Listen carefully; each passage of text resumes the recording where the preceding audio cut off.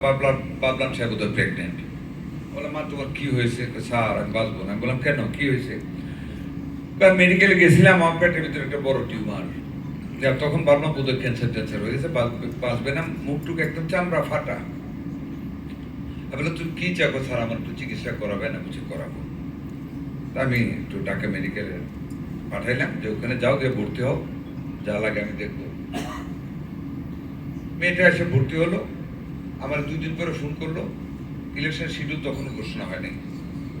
Sir আমার 20,000 টাকা লাগবে। বলে কেন?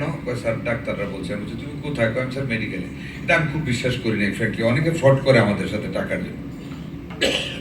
আমার ছাত্র দলের একজন নেতা এখানে চিনে টিনে, আমি ওরে বললাম তুমি একটু যাও তো, এত নম্বর ওয়ার্ডে এত নম্বর রুগী আছে, ডাক্তারের সাথে আলাপ করবো, কত টাকা লাগে সব কিনা দিবে। গেলো, গিয়ে পাইলো।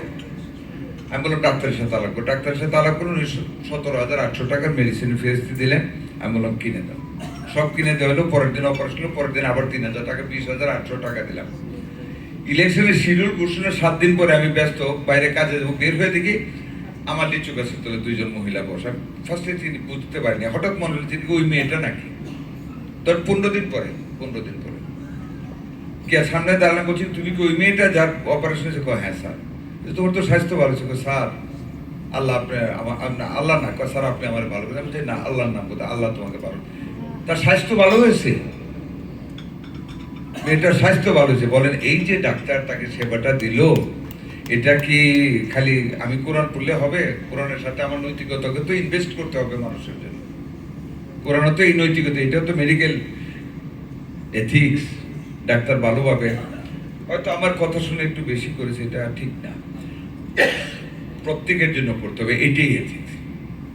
ওই সুযোগটাই আমাদের সমাজে আমাদের সৃষ্টি করতে হবে। ওই যে সংবিধানের 27, ওইটা আমাদের সৃষ্টি করতে হবে, প্রত্যেক নাগরিকের জন্য আমাদের সৃষ্টি করতে হবে।